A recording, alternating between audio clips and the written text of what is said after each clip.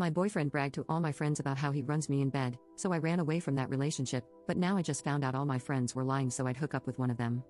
A year ago, I, 27F, was about to move in with my first serious boyfriend, Josh, 27M. Honestly, I was head over heels in love with him, and I thought he was the one. But one day, one of my closest friends pulled me aside and said Josh had said some disturbing things regarding our intimate life, and I had to know ASAP.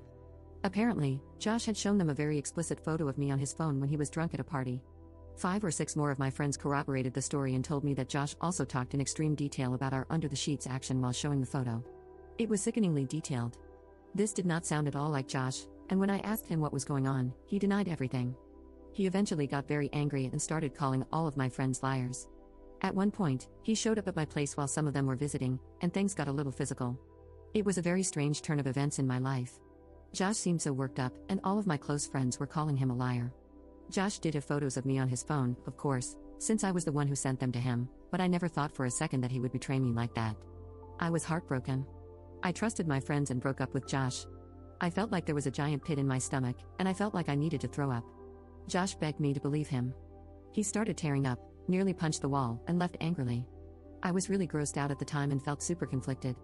A few months later, I started dating one of the friends, Alex, who had told me about Josh showing everyone the photo.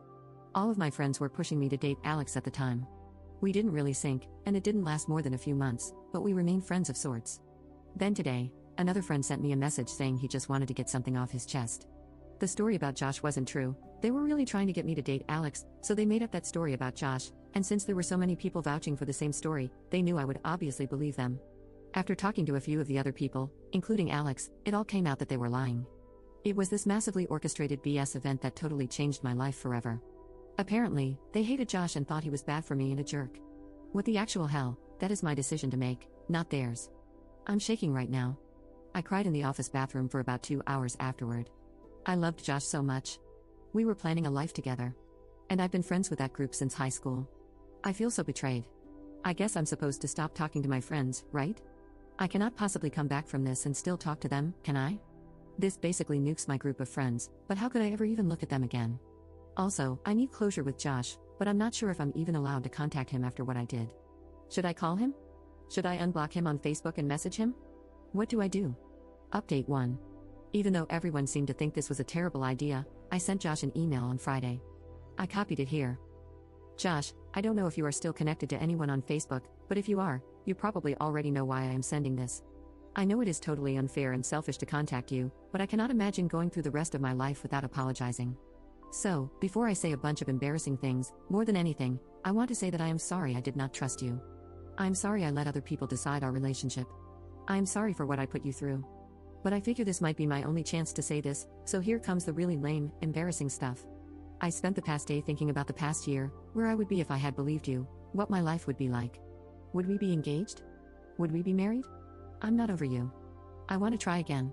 I'm not asking you to marry me, but if you ever find yourself thirsty, I would love to buy you a beverage of your choice. I want to talk to you again. I miss everything about our relationship. I miss you getting annoyed when I stole your French fries. I miss fighting with you over money. I miss making you breakfast. I miss watching The Office with you over and over and over. I miss you terribly. My information is still the same. I would not blame you if you ignored and deleted this. Just know that I know. I am really sorry. I hope this email conveys how deeply I regret what happened and how much I still care for you. It was difficult to write, but I needed to express my feelings and apologize sincerely. So I sent it and tried to take my mind off of it. Just writing it and sending it was extremely cathartic. I spent Saturday morning sitting around watching old movies when someone rang my doorbell.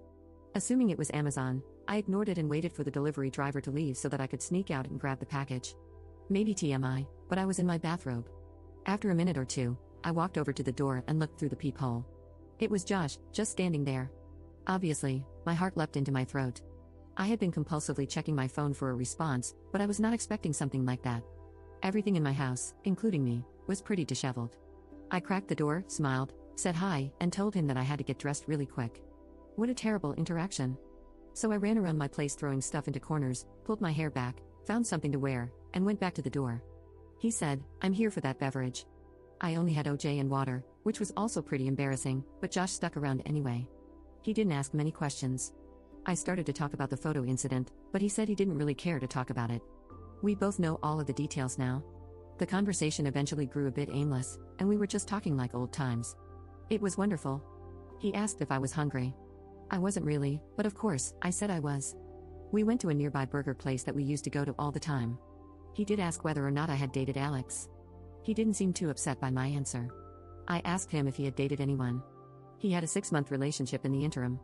She sounded great, but I didn't pry. When we got back to my place, Josh asked what I was doing for the rest of the day, and I said, I don't have plans. We spent the rest of the day together, then the night. It's totally stupid to move that fast, but I'm not going to spend much time worrying about it. I'm feeling happy. We spent part of Sunday together too, then Tuesday, and Wednesday. We discussed what we were doing. 2 single people dating each other, was the consensus. So yeah, we are together again. I think the world of him and will always regret what happened. No matter what, though, I'm extremely happy I sent the letter to him. It's interesting to think that if he had actually done what everyone accused him of, and then I took him back, I would probably have trust issues. Now, obviously, I trust him to the core. He could tell me the world was flat, and I'd have trouble questioning him. Just a weird thought I've been having. So that's the story. I hope things work out. No matter what, things are better today than they were last week.